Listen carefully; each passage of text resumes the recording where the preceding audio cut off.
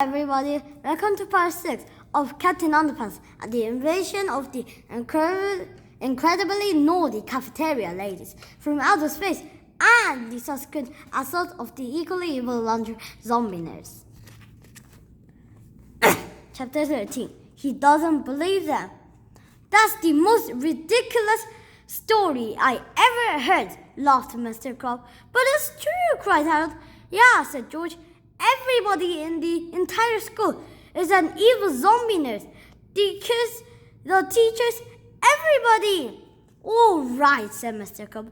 I'll prove it to you. He pressed the button on his intercom and called for her security. Soon, Miss Anthrope entered the room. She was dressed in a pink polka-dot polyester dress with orthopedic knee-high stocking and ugly brown arch support loafers. See, said Harold, she's dressed like a nerd. She always dresses like that, snapped Mr. Crow. But she's grey and clammy and reeks of fresh free ass kick zombie flesh, cried George. She always smells like that, Mr. Cobb argued. And she's always grey and clammy, too. George and Harold had to admit that school secretaries were not very good subjects to compare and contrast with evil zombies. But then Miss Anthrope leaned over and took a huge bite out of Mr. Crab's desk. Must destroy Earth, she moaned as she took another bite. Even Mr. Crab had to agree that Miss Anthrope was acting a bit more evil than usual. Munch, munch.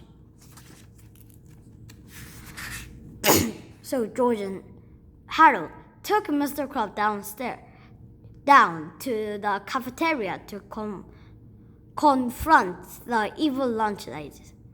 Soon, out of the shadows stepped the evil Zorks. Gotcha! Zorks cried as he grabbed on Harold's shoulders. Ah! Screamed Harold. He squirmed away, pulling Zorks' glove off and revealing two slimy green tentacles. See, Mr. Crab? See, Mr. Crab, said George. We told you they were space guys. Pop, pop. You fools! Screamed Zorks. Now we'll destroy you. The evil Zorks pointed his tentacle at George, Harold, and Mr. Crab, and snapped his fingers. Snap! Suddenly, Mr. Crab began to change. Snap! A heroic green spreads across Mr. Crab's face. He threw out his chest and placed his fist firmly at his side, looking quite triumphant. Uh-oh, said George. That evil space guy just snapped his fingers. Now Mr. Crab is turning to you know who. Hey, wait a second, said Harold. Tentacles don't have fingers. You can't snap a tentacle. There's no time to argue the psychical improbabilities of the story, said George. We got to stop Mr. Crab from changing into Captain Underpants before it's too late. Chapter 14. It's too late. Mr. Crab turned and dashed out the door. His clothes flew off behind him as the hallways echoed with jubilant proclamations about the superheroic underwear.